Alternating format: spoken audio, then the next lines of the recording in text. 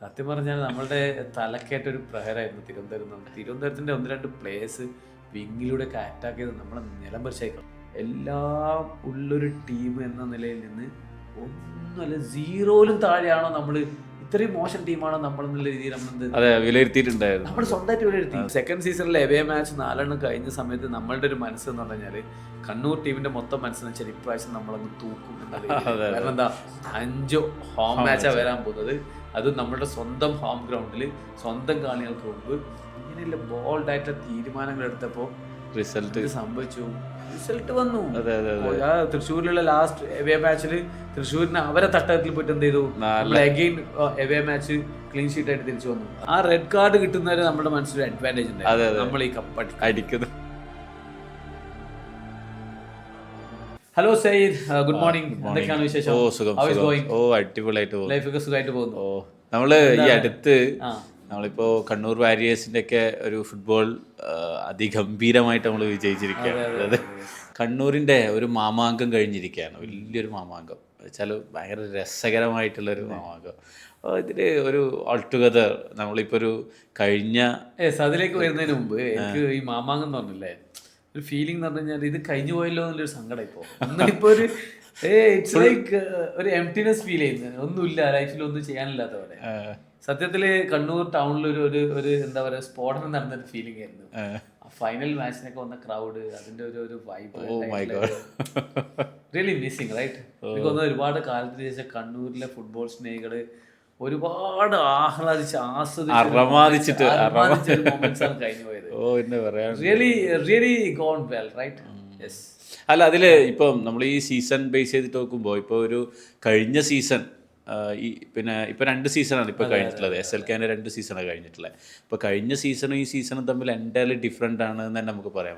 അതിനെ കുറിച്ച് ഒരു അഭിപ്രായം എന്താ? ശരിക്കും കഴിഞ്ഞ സീസണിൽ ഇങ്ങനെ ഒരു ലീഗ് നടക്കുന്നത് സത്യം പറഞ്ഞാൽ കണ്ണൂരിൽ ആരും അറിയില്ല. കണ്ണൂരിലെന്നല്ല, കേരളത്തിലെ തന്നെ ഫുട്ബോൾ പ്രേമികളും വളരെ കുറച്ച് മാത്രമേ അറിഞ്ഞിട്ടുള്ളൂ. അതിന്റെ കാരണം എന്ന് പറഞ്ഞാൽ 2 ടീമിന് ഹോം ഗ്രൗണ്ട് ഉണ്ടായിട്ടില്ല.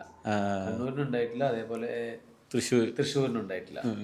അത് മാത്രമല്ല, ലീഗിന്റെ ഫസ്റ്റ് സ്റ്റാർട്ടിങ് ആയതുകൊണ്ട് കുറെ എന്താ പറയാ അതിന്റെ കുറച്ച് ന്യൂനതകളൊക്കെ ഉണ്ടായിട്ടുണ്ടാവും.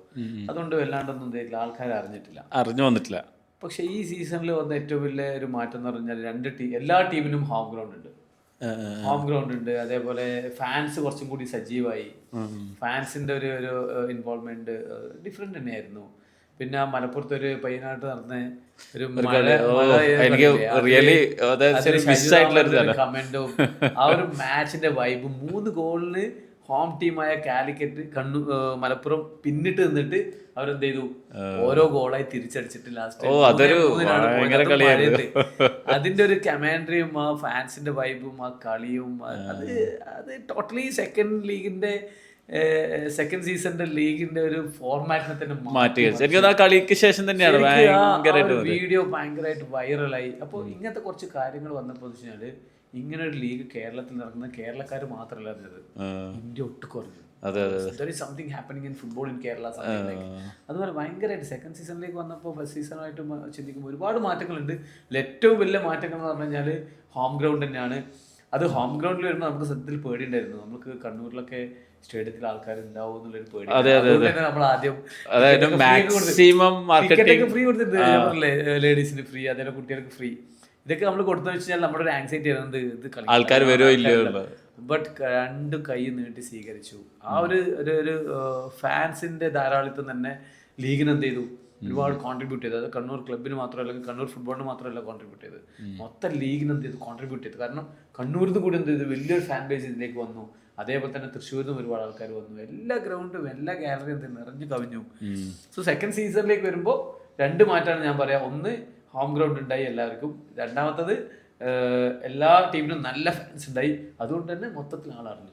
ഫസ്റ്റ് സീസണും സെക്കൻഡ് സീസണും കഴിഞ്ഞപ്പോൾ ഫസ്റ്റ് സീസണിൽ ഒരു കാര്യം കൂടി വെച്ചാൽ നമ്മുടെ ഹോം മാച്ച് കാലിക്കറ്റ് നടക്കുന്ന സമയത്ത് നമ്മൾ ഇപ്പൊ IAM വരെ അങ്ങോട്ട് ടിക്കറ്റും ബസ് ഫെയറും കൊടുത്തിട്ട് ബസ്സിൽ ആൾക്കാരെ കുത്തി നിറച്ച് കൊണ്ടുപോയിട്ടുണ്ടായിരുന്നു, എഫേർട്ട് എടുത്തിട്ട്.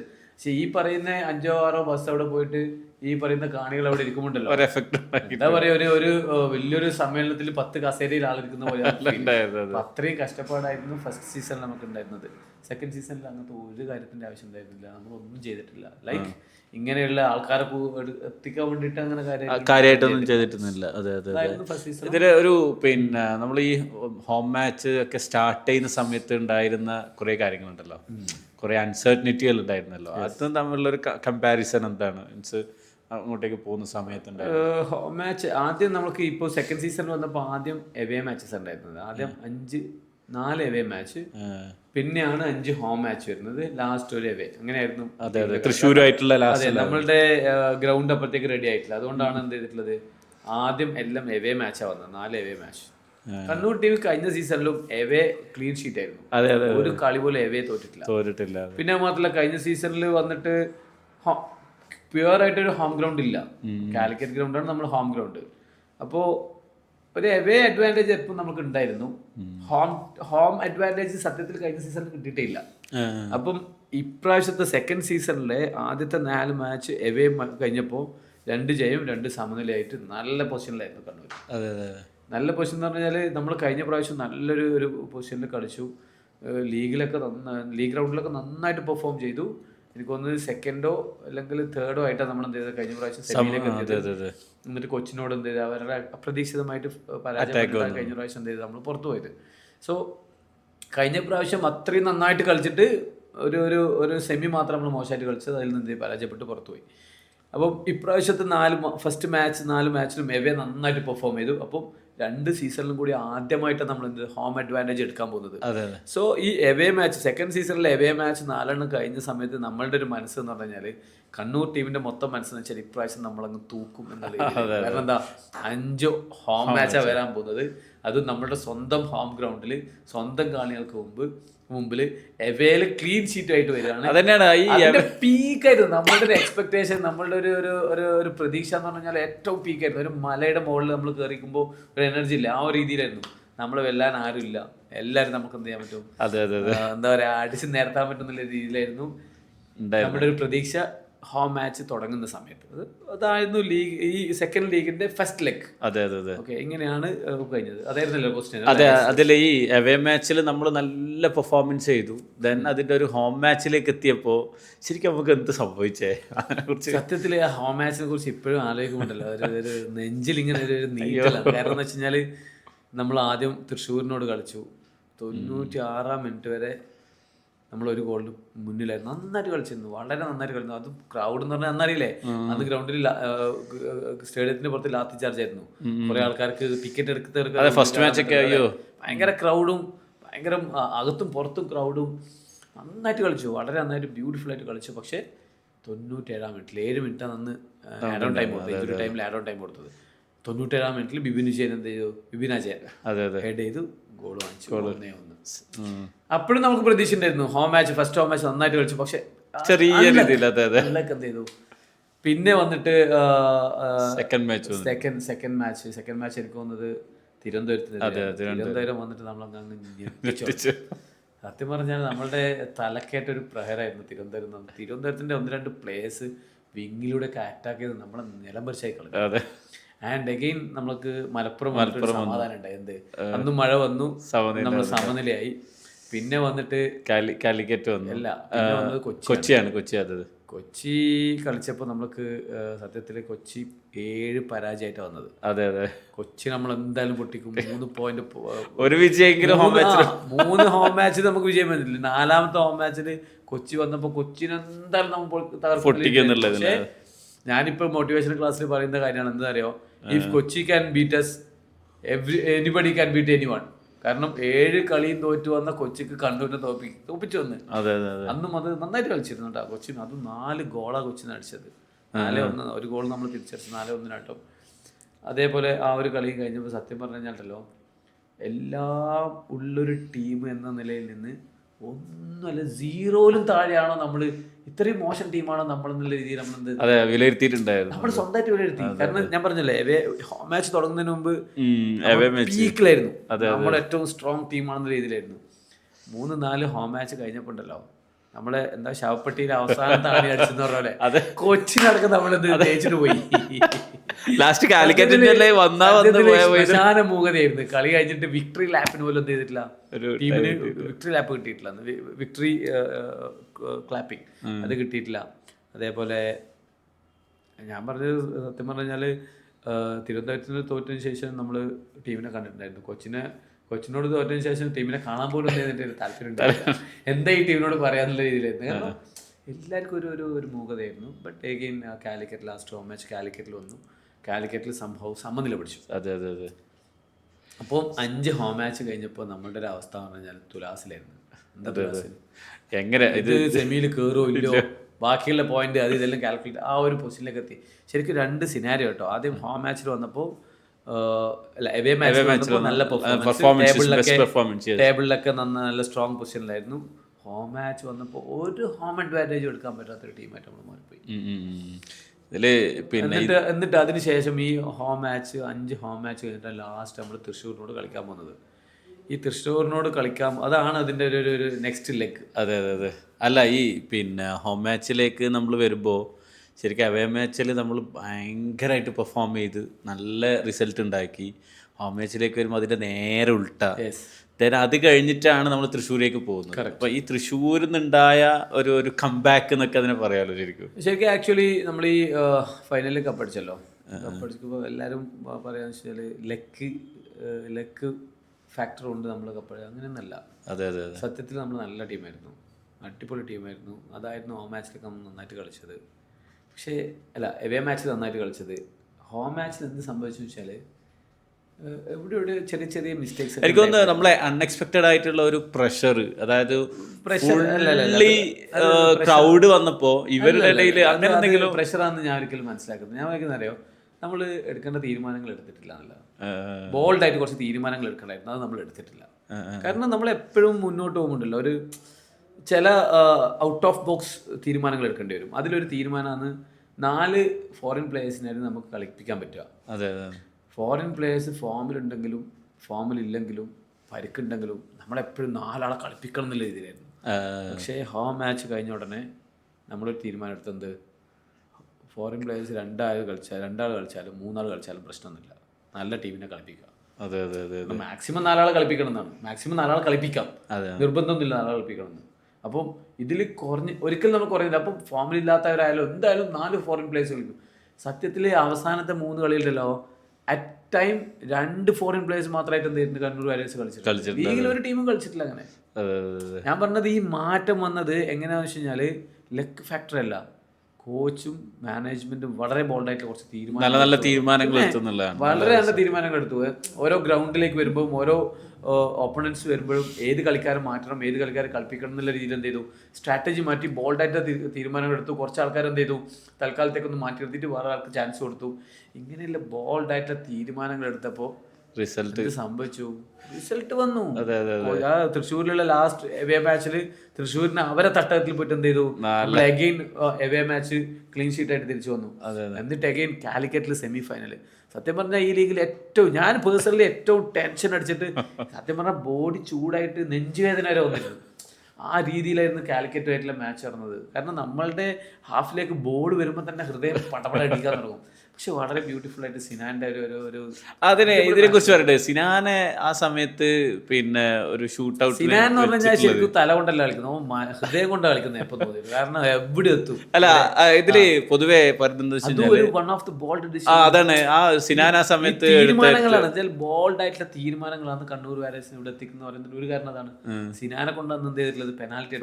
അതും ഒരു തീരുമാനമല്ലേ. അത് അതിനെ കുറിച്ച് നമ്മൾ ഇന്റർണലി സംസാരിച്ചപ്പം നമ്മൾ ഏറ്റവും കൂടുതൽ ആക്യുറസി നമ്മളെന്തായാലും പ്രാക്ടീസ് ചെയ്യുമല്ലോ. പ്രാക്ടീസിൽ ഒരു മേ ബി ഒരു നിയർലി 100% ആക്യുറസിയാണ് സിനാന് പെനാൽറ്റി അടിക്കുമ്പോൾ ഉണ്ടായത്. അതുകൊണ്ടായിരിക്കാം കോച്ച് എടുത്തത്. കാരണം കോച്ചിൻ്റെ എല്ലാ തീരുമാനങ്ങളും നമ്മളോട് ഷെയർ ചെയ്യുക അങ്ങനെയൊന്നുമില്ല. അതുകൊണ്ടായിരിക്കാം ഒരു നല്ല ആക്യുറസി കൂടിയതുകൊണ്ട് ബോൾഡ് ഡിസിഷനാണ്. എനിവേ അതൊരു ബോൾഡ് ഡിസിഷനാണ്. സിനാനെ കൊണ്ട് ചെയ്തു ഏറ്റവും ജൂനിയർ ആയിട്ടുള്ള സിനാനാണ് ഏറ്റവും ക്രൂഷ്യൽ മാച്ചിൽ ഫൈനലിൽ സെമി ഫൈനലിൽ ഏറ്റവും മൈറ്റി ടീമിനെതിരെ എന്ത് ചെയ്യുന്നത്, പെനാൽറ്റി അടിച്ചത്. അത് എനിക്കൊന്ന് ഇറ്റ്സ് എ സ്റ്റേറ്റ്മെന്റ്. അതെ അതെ അതെ അതെ. കോച്ചും ടീമും ഒരു സ്റ്റേറ്റ്മെന്റ്, ഒരു പ്രഖ്യാപനം നടത്താൻ ഇതാണ് നമ്മൾ, അല്ലെങ്കിൽ നമ്മൾ ബോൾഡ് ആയിട്ടുള്ള തീരുമാനങ്ങൾ എടുക്കാൻ റെഡിയാണ്, ഏറ്റവും ജൂനിയർ ആയിട്ടുള്ള ആൾക്കാരെ കൊണ്ട് നമ്മൾ അടുപ്പിക്കാൻ റെഡിയാണെന്നുള്ള ആ ഒരു തീരുമാനം തന്നെയാണ് എന്ത് ചെയ്തിട്ടുള്ളത്, മാറ്റങ്ങൾ കൊണ്ടുവന്നിട്ടുള്ളത്. അപ്പോൾ ഒരിക്കലും ലെഗ് ഫാക്ടർ അല്ല കണ്ണൂരിനെ വിജയിപ്പിച്ചത്, മറിച്ച് ബോൾഡ് ആയിട്ടുള്ള തീരുമാനങ്ങൾ, നല്ല രീതിയിൽ എഫേർട്ട് എടുത്തിട്ട് തന്നെയാണ് എന്ത് ചെയ്തിട്ടുള്ളത്, ആ റിസൾട്ടിലേക്ക് വന്നിട്ടുള്ളത്. തീരുമാനങ്ങളാണ്. ഇപ്പൊ നമ്മള് ആ ഫൈനൽ ആ ഒരു ടൈം ഉണ്ടല്ലോ, ആ ഒരു കളി, അതിനെ കുറിച്ചിട്ടൊക്കെ നമ്മൾ പറയുകയാണെങ്കിൽ ആ ഒരു മാച്ച് എങ്ങനെയായിരുന്നു എന്നുള്ളത്? ഫൈനൽ സത്യം പറഞ്ഞാൽ തുടക്കത്തിൽ തന്നെ, കാരണം കാലിക്കറ്റ് എന്ന് പറഞ്ഞ ഒരു മൈറ്റി ടീമിനെ തോപ്പിച്ചിട്ടാണ് നമ്മൾ ഫൈനലിൽ എത്തുന്നത്. അപ്പോൾ കമ്പാരിറ്റീവ്ലി തൃശ്ശൂർ എന്ന് പറയുമ്പോൾ നമുക്കൊരു ലൈറ്റ് ഫീലിംഗ് ആണ്. കാരണം എന്താ, ഒന്ന് നമ്മുടെ ലാസ്റ്റ് അവേ മാച്ചിൽ അവരെ തോൽപ്പിച്ചു, അവരെ ഫുൾ ടീം ഒന്നും ഇറങ്ങിയിട്ടില്ല. ബട്ട് ടീം എന്തോ നമ്മൾ എന്ത് ചെയ്തു, ജയിച്ചെങ്കിലും നമ്മൾ അന്നും സെമി ഉറപ്പിച്ചിട്ടുണ്ടായിരുന്നില്ല. മറിച്ച് തിരുവനന്തപുരം കാലിക്കറ്റിനെതിരെ ലാസ്റ്റ് ഒരു ഗോൾ വാങ്ങിച്ച് തോറ്റ ശേഷമാണ് നമ്മൾ എന്ത് ചെയ്തത്, സെമി ഉറപ്പിച്ചത്. എന്നിട്ട് നമ്മളുടെ ടാസ്ക് എന്ന് പറഞ്ഞു കഴിഞ്ഞാൽ എന്താണ്, കാലിക്കറ്റിനെ അതായിരുന്നല്ലോ, കാലിക്കറ്റിനെയും തോപ്പിച്ചപ്പോൾ ഫൈനലിൽ എത്തിക്കുമ്പോൾ നമുക്ക് വലിയൊരു ഒരു ചെറിയ ലിറ്റിൽ അഡ്വാൻറ്റേജ് നമ്മുടെ മൈൻഡിൽ ഉണ്ടായിരുന്നു. ഇത് തൃശ്ശൂരിനെതിരെ നമുക്കൊന്നൊന്ന് വർക്കൗട്ട് ചെയ്യാൻ പറ്റും, ജയിക്കാൻ പറ്റും എന്നുള്ള രീതിയിൽ. പക്ഷേ നന്നായിട്ട് തന്നെയാണ് കളിച്ചത്. ആയിരുന്നല്ലോ അന്ന് എന്തൊരു ക്രൗഡായിരുന്നു, ഒരു മാഗ്നിഫിസെന്റ് ഇലക്ട്രിഫൈങ് ക്രൗഡ്. ഭയങ്കര രസകരമായിട്ടുള്ള മാച്ചസ്. എന്താ പറയുക, അതിൽ നമ്മൾ ഒരു ഗോൾ ലീഡ് പെട്ടെന്ന് തന്നെ എടുത്തു, അതും പെനാൽറ്റി. രാജീർ തോമസ് അന്ന് ഒരു അമേസിംഗ് പ്ലേ. എനിക്കൊന്ന് ഹാഫ് ടൈമിന് മുമ്പ് കണ്ണൂരിന്റെ പ്ലേ എന്ന് പറഞ്ഞാൽ വേറെ ലെവലായിരുന്നു. ആ ആക്യുറസിയും പാസിംഗ് ആക്യുറസിയും. അതെ, അതിനിടയിൽ ഒരു റെഡ് കാർഡ് കിട്ടിയിട്ട് ഒരാൾ പുറത്തു പോയി. അതാണ് ഞാൻ പറയാൻ പറ്റുന്നത്. സത്യം ഒരു തീരുമാനം വരെ ആ റെഡ് കാർഡ് കിട്ടുന്നവരെ നമ്മുടെ മനസ്സിലൊരു അഡ്വാൻറ്റേജ് ഉണ്ടായിരുന്നു, നമ്മൾ ഈ കപ്പ് അടിക്കുന്നത്. പക്ഷെ റെഡ് കാർഡ് പുറത്തു, അതും 40-ാം മിനിറ്റിൽ, ഹാഫ് ടൈമിന് മുമ്പാണ് റെഡ് കാർഡ്. ഈ 10 ആളായിട്ട് കുറഞ്ഞിട്ട് ഇത്രയും സെക്കൻഡ്സ്, 50-55 സെക്കൻഡ് പിടിച്ചു നിൽക്കുക എന്നുള്ളത് അത് ചെറിയ ടാസ്ക് ഒന്നല്ല. സത്യം പറഞ്ഞാൽ അത് കഴിഞ്ഞതോടെ, ഈ റെഡ് കാർഡ് വാങ്ങിച്ചതോടെ നമ്മൾ മെന്റൽ അഡ്വാൻറ്റേജ് നമ്മൾ വിട്ടുകൊടുത്തിരുന്നു. അവർക്കാണ് അഡ്വാൻറ്റേജ്. അവർ നന്നായിട്ട് എന്ത് ചെയ്തൊന്ന് അറ്റാക്ക് ചെയ്തു. പക്ഷേ നമ്മളുടെ ഡിഫൻസും, നമ്മൾ കംപ്ലീറ്റ് ഡിഫൻസിലേക്കൊന്നും പോയിട്ടില്ല എന്നല്ല പറയണ്ട. വെച്ചാൽ അതും അഗെയിൻ ഒരു ബോൾ ഡിസിഷൻ ആണ്. നമ്മൾ ഓൾ ഔട്ട് ഒരാൾ കുറഞ്ഞിട്ട് നമ്മൾ എന്ത് ചെയ്തു, അതും അഗെയിൻ സ്റ്റേറ്റ്മെന്റ് ആണ്. കാരണം എന്താ, നമ്മൾ ഇതൊന്നും പ്രശ്നമല്ല, നമ്മൾ എന്ത് ചെയ്യും, we will play for win എന്നുള്ള രീതിയിൽ. അതൊക്കെ എനിക്കൊന്ന് കോച്ചിന്റെ ഒരു നല്ലൊരു ബോൾഡ് ആയിട്ടുള്ള തീരുമാനങ്ങൾ. അതെ അതെ അതെ. ഇതിൽ ഞാനിപ്പോൾ ഒരു ടോട്ടൽ ഓവർ നമ്മളിതിനൊരു കാൽക്കുലേറ്റ് ചെയ്യുമ്പോൾ, അല്ലെങ്കിൽ ഇതിനെക്കുറിച്ച് നമ്മളൊന്ന് ചിന്തിക്കുമ്പോൾ, എന്താണ് ഇപ്പോൾ ഒരു എന്താ പറയുക, ഈ ഒരു സീസണെ കുറിച്ച് ഒരു നമുക്കൊരു ഇൻഫർമേഷൻ അല്ലെങ്കിൽ ഒരു അഡ്വാൻറ്റേജ് അല്ലെങ്കിൽ എന്താണ് കണ്ണൂർ വാരിയേഴ്സിന്റെ ഒരു പ്രത്യേകത എന്ന് വെച്ച് കഴിഞ്ഞാൽ, Kannur warriors is the only team having A single coach in 2 season. ബാക്കി എല്ലാ ടീമിന്റെയും കോച്ചിനെ മാറ്റിയിട്ടുണ്ട്. നമ്മളെന്ത് ചെയ്ത് കൺസിസ്റ്റന്റ് ആയിട്ട് വെച്ചു. ആൻഡ് അവർ coach is very good, disciplined ആണ്, ഭയങ്കര ഓവർ ആക്ടിങ് അങ്ങനെയൊന്നുമില്ല, കാര്യങ്ങൾ കണ്ടറിഞ്ഞിട്ട് എന്ത് ചെയ്തു കാര്യം ചെയ്യും. അപ്പോൾ ആ ഒരു കൺസിസ്റ്റൻസിയാണ് എനിക്ക് തോന്നുന്നത് എന്ത് ചെയ്ത് കണ്ണൂരിൻ്റെ മാറ്റം. വെച്ചാൽ ഒരു തോൽവിയിലേക്ക് വന്നപ്പോഴും ആ ടീമിന് എന്ത് ചെയ്തു, തിരിച്ചു കൊണ്ടുവരാൻ വന്നത് ഈ ഒരു കൺസിസ്റ്റൻസിയാണ്. ഒന്ന്, ആൾക്കറിയാം എന്താണ് ടീമിൻ്റെ ഘടന. കുറേ പ്ലേയേഴ്സ് കഴിഞ്ഞ പ്രാവശ്യം കളിച്ച ആൾക്കാർ തന്നെയാണ്, കോച്ചും കഴിഞ്ഞ പ്രാവശ്യത്തിലാണ്. അപ്പോൾ ദാറ്റ് റാപ്പോർട്ട്, ഇപ്പോൾ ചേഞ്ചസ് ഒക്കെ എന്ത് ചെയ്തു ഈസി ആയിട്ട് എടുക്കാൻ പറ്റി. അങ്ങനെയുള്ളൊരു മാറ്റം. അതുകൊണ്ട് തന്നെയാണ് എന്ത് ചെയ്തിട്ടുള്ളത്, നമ്മൾ കപ്പടിച്ചിട്ടുള്ളത്. ഇപ്പോൾ ഒരിക്കലും കണ്ണൂർ വാരിയേഴ്സ് കപ്പടിച്ചത് ലക്ക് ഫാക്ടർ കൊണ്ടല്ല, മറിച്ച് നമ്മൾ ഹോം മാച്ചിൽ പേർ പെർഫോമൻസ് വന്നത് നമുക്ക് ഭാഗ്യമില്ലാത്തതുകൊണ്ടാണ് ഹോം മാച്ചിൽ എന്ത് ചെയ്തിട്ടുള്ളത്, പേർ പെർഫോമൻസ് വന്നിട്ടുള്ളത്. Rest all we went very good. സത്യത്തിൽ നമ്മൾ അടുത്ത സീസണിൽ വളരെ എന്താ പറയുക പ്രതീക്ഷയോടെ നോക്കിക്കാണുന്നത്, ഇപ്രാവശ്യം നിർത്തിയെടുത്ത് നമ്മൾ എന്ത് ചെയ്യും, തിരിച്ചു വരും. അതിൻ്റെ കൂടെ തന്നെ പറയുന്നത് നമ്മുടെ റെഡ് മറൈൻസിൻ്റെ ഒരു ഇൻവോൾവ്മെൻ്റ് ആണ്. സത്യത്തിൽ അവർക്ക് ഏറ്റവും നല്ല ഫാൻസിൻ്റെ ഒരു അവാർഡ് കിട്ടിയിട്ടില്ല, എനിക്കൊന്ന് 3rd എങ്ങനെയാണ് വന്നിട്ടുള്ളത്. പക്ഷേ നമ്മുടെ മനസ്സിൽ അവർ തന്നെയാണ് എന്ത് ഫസ്റ്റ് ചാൻസ് കിട്ടേണ്ടത്. കാരണം അത്രയും നല്ല ഇൻവോൾവ്മെൻ്റ് ആയിരുന്നു. ഈവൻ അതർ ടീംസ് വന്ന് നമ്മളുടെ കണ്ണൂർ ലാൻഡ് ചെയ്യുമ്പോൾ, റെയിൽവേ സ്റ്റേഷൻ ഇറങ്ങുമ്പോൾ അവർ നമ്മളുടെ ടീമിനെ തോപ്പിച്ച കൊച്ചിൻ ടീമിനെ അവർ എന്ത് ചെയ്തു, വിക്ടറി ക്ലാപ്പ് കൊടുത്തു. അപ്പൊ അങ്ങനെ എല്ലാ രീതിയിലും നമ്മളുടെ ഹോം ഗ്രൗണ്ടിലേക്ക് കളിക്കാൻ വരുന്ന ആൾക്കാരെ സ്വീകരിച്ചെത്തി അവരെ. അല്ല, കണ്ണൂർ ഓൾവേസ് എന്താ പറയാ, അതെ, ആദിത്യ മര്യാദ റെഡ് മറൈനേഴ്സ് അത് എന്താ പറയാ ഒരു ഒന്നുകൂടെ ഊട്ടി ഉറപ്പിച്ചു. വളരെ നന്നായിട്ട് ചെയ്തു. എനിവേ ലീഗ് ഒരു അവാർഡ് കൊടുക്കുമ്പോൾ പല മാനദണ്ഡങ്ങൾ ഉണ്ടാവാം, അതിൽ ചിലപ്പോൾ ക്വാളിഫൈ ചെയ്തിട്ടുണ്ടാവില്ല, but they won the hearts. ഹൃദയം കീഴടക്കി എന്ന് പറഞ്ഞ പോലെയാണ് റെഡ് മറൈനേഴ്സിന്റെ കാര്യം. അതേപോലെ കുറെ കുട്ടികൾ, കുറെ ആൾക്കാർ, കണ്ണൂരിലെ ആൾക്കാർക്ക് പരാതി ഉണ്ടായിരുന്നു. നമ്മുടെ വിക്ടറി പരേഡ് നടത്തിയ ഒരു സമയമുണ്ടല്ലോ, സത്യത്തില് ഇലക്ഷൻ പ്രഖ്യാപിച്ചു, ഫൈനലും സെമി ഫൈനലും മാറ്റി, 14-15 നടക്കേണ്ട സെമി ഫൈനൽ 17-18 ആയി. അപ്പം നമ്മുടെ എല്ലാ ഫോറിൻ പ്ലേയേഴ്സും സത്യത്തിൽ ഇങ്ങോട്ട് ലീഗിന് വരുമ്പോൾ 15-നും 16-നും ടിക്കറ്റ് ഒക്കെ കൺഫേം ചെയ്ത് അവരെ പ്ലാനും ഷെഡ്യൂളൊക്കെ ആയിട്ട് വന്നതാണ്. അവർക്കും ക്രിസ്മസും കാര്യങ്ങളൊക്കെ ആഘോഷിക്കണം. ഈ ടൈം മാറ്റിയപ്പോൾ തന്നെ ഒരുപാട് ടീമിലെ ഫോറിൻ പ്ലേയേഴ്സിന് മുറിവുണ്ടായിരുന്നു, ഇന്ത്യൻ പ്ലേയേഴ്സിന് മുറിവുണ്ടായിരുന്നു, കളിക്കാൻ പറ്റില്ല എന്നുള്ള രീതിയിൽ. പക്ഷെ somehow V manage it and അവരെന്ത് ചെയ്ത് ഫൈനലും സെമി ഫൈനലും കളിക്കാൻ റെഡിയായി. ഇപ്പോൾ ഫൈനൽ കഴിഞ്ഞിട്ട് അന്നും പിറ്റേന്ന് രാവിലെയൊക്കെ എന്ത് ചെയ്തിട്ടുണ്ട്, ആൾക്കാർ എല്ലാവരും പോയിട്ടുണ്ടായിരുന്നു, എല്ലാവരും പോയി. അപ്പോൾ കുറച്ച് പ്ലേയേഴ്സ് ശനിയാഴ്ച വൈകുന്നേരം വരെ ഉണ്ടായിരുന്നു. അതിനൊന്നും മുതലെടുക്കാന്നുള്ള രീതിയിലാണ് ഫൈനൽ ജയിച്ചിട്ട് 12 മണിക്കാണ് നമ്മൾ തീരുമാനിക്കുന്നത്. നമ്മൾ എന്ത് ചെയ്യും, മോർണിംഗിൽ ഈ പ്രോഗ്രാം ഉണ്ടാക്കുന്നുണ്ട്. അപ്പോൾ അതിന് വൈഡറായിട്ട് നമുക്കൊന്നും ചെയ്യാൻ പറ്റിയിട്ടില്ല. അത് ആ ഒരു സാഹചര്യത്തിൻ്റെ ഒരു സമ്മർദ്ദത്തിൽ നമ്മൾ അങ്ങനെ ചെയ്തതാണ്. ബട്ട് എന്നാലും വളരെ നന്നായിട്ടൊന്ന് ചെയ്തു എന്നുള്ളതാണ് മനസ്സിലായി. അനിവേ, ഈ ഫുട്ബോൾ പോലെയാണ് ലൈഫ് എന്ന് പറയാറുണ്ട്. അതായത് ഏത് ടൈമിലാണ് ഗോൾ അടിക്കുക എന്നുള്ളത് പറയാൻ പറ്റൂല. അതായത് ഇതേപോലെ തന്നെയാണ് ലൈഫും. ഏത് ടൈമിലാണ് സക്സസ് ഉണ്ടാക്കുക എന്നുള്ളത് നമുക്ക് പറയാനും പറ്റില്ല. ഇപ്പൊ കൺസിസ്റ്റന്റ് ആയിട്ട് നമ്മൾ എത്രത്തോളം അതിൽ ഇൻവോൾവ് ആകുന്നു, അത്രത്തോളം അതിന്റെ റിസൾട്ട്. ഇതിലൊരു ലേണിംഗ് പാർട്ട് എന്ന് പറഞ്ഞാൽ ഒന്ന് കൺസിസ്റ്റൻസിയാണ്. അതെ, കൺസിസ്റ്റന്റ് ആയിട്ട് നമ്മൾ വർക്ക് ചെയ്യുക. രണ്ടാമത്തെ വെച്ചാൽ ആവശ്യമുള്ള സമയത്ത് ബോൾഡ് ആയിട്ടുള്ള തീരുമാനങ്ങൾ എടുക്കുക. ബോൾഡ് ആയിട്ടുള്ള തീരുമാനം എടുക്കണം. നമ്മൾ പേടിച്ചിട്ട് മാറിക്കരുത്. ചിലപ്പോൾ എന്ത് ചെയ്യണം, we have to show what our self. ആ രീതിയിൽ എന്ത് ചെയ്യണം. പിന്നെ IIM പഠിക്കുന്ന കുട്ടികളോടൊക്കെ ഞാൻ പറയാറുണ്ട്, നിങ്ങൾ പേടിച്ച് മാറിക്കല്ല വേണ്ടത്, എന്താണ് നമുക്ക് ചെയ്യാൻ പറ്റാന്നുള്ള ആലോചിക്കുക. എന്നിട്ട് എന്ത് ചെയ്യുക, ബോൾഡ് ആയിട്ടുള്ള സ്റ്റെപ്പ് എടുക്കുക, ഇനീഷ്യേഷൻ എടുക്കുക. ബിസിനസ് ചെയ്യുന്ന ആൾക്കാരോട് ഞാൻ പറയാറുണ്ട്, ഇനീഷ്യേഷൻ എന്ന് പറഞ്ഞാൽ വളരെ ഇമ്പോർട്ടൻ്റ് ആണ്. ഇനീഷ്യേറ്റ് ചെയ്യാം, എന്നിട്ട് എന്ത് ചെയ്യാം, അതിന് നന്നായിട്ട് വർക്ക് ചെയ്യാം.